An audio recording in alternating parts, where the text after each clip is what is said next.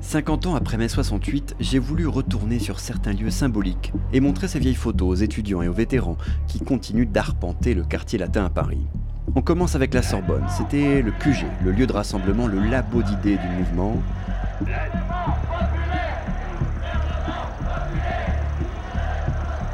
Devant la fac, je fais la connaissance de Gérard, le 68ard. Je suis pas sur la photo. J'ai habité à côté là. Ah bon? C'était la fête. Ah, c'était la fête? Ah bah oui. Tout le monde baisait avec tout le monde, il n'y avait plus de tabou, Moi j'avais 20 berges à l'époque, c'était fabuleux. Alors vous, il vous reste quoi de 68? Ça m'a fait renaître. J'ai vécu, voilà. J'ai commencé à vivre en 68. Au pied de la Sorbonne, une poignée d'étudiants organise une AG. On y parle chômage, précarité, sélection dans les universités. On est loin de l'euphorie des 60s. Pour moi, 68, c'est fini, voilà, ça fait partie du passé. Et moi, j'en ai un peu marre qu'on me rabâche avec 68. Si on s'arrête seulement à 68, nous, on se met des bâtons dans les roues. Parce que où est-ce qu'on va? Lourd héritage a porté que celui de mai 68. Les slogans ont été effacés des murs de la capitale, mais ils continuent de hanter nos esprits.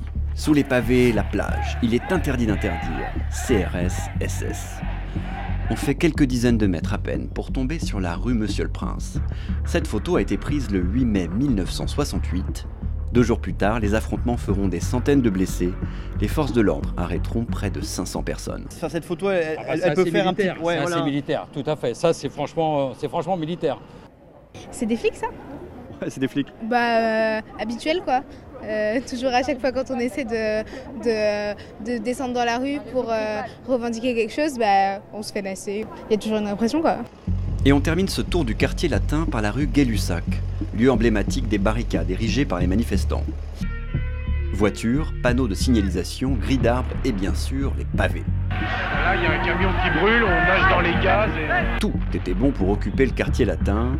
Un combat héroïque pour certains, une galère pour Bernadette qui a subi les événements de 68. Est-ce que vous reconnaissez un petit peu cet immeuble? Oui, c'est vrai. Il y avait beaucoup de voitures retournées. Et nous, on allait au travail quand même. Donc pas de manif? Pas de manif, non. Non, nous, il fallait travailler. Et puis bon, on ne trouvait pas ça normal qu'on casse comme ça, quoi. La jeunesse, il faut bien qu'elle revendiquait. Mais bon, le résultat est là maintenant.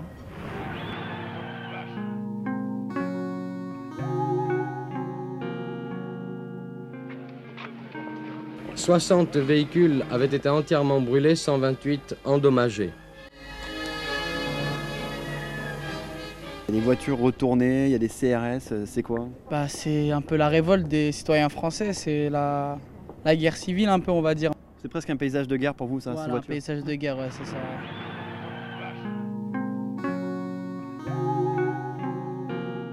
C'était plutôt positif pour vous mai 68?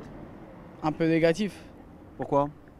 Parce que c'est mieux aujourd'hui comme ça, avec un paysage plus beau, des gens plus calmes, et un gouvernement plus, pas plus calme, mais plus strict on va dire, plus écouté par les gens. C'était trop le bazar mai 68. Ouais, c'était trop le bazar. Une nouvelle fois, les voitures font les frais de l'opération, car les voitures ont été mises au travers de la roue. Voilà une pierre qui tombe juste à côté de moi, une scène d'une violence inouïe. Vous avez l'impression qu'ils sont allés un petit peu trop loin avec leur barricade par exemple? Peut-être qu'il fallait le faire, c'est tout. Ouais, il fallait le faire. Oui, ça... Pourquoi? Parce qu'il y avait un espèce de ras-le-bol de la société pour plein de choses. Entre 68 et 2018, les causes du ras-le-bol semblent s'être déplacées. Ces étudiants assis en rond devant la Sorbonne ne réclament pas plus de liberté. Ils veulent avant tout plus de budget pour leurs universités.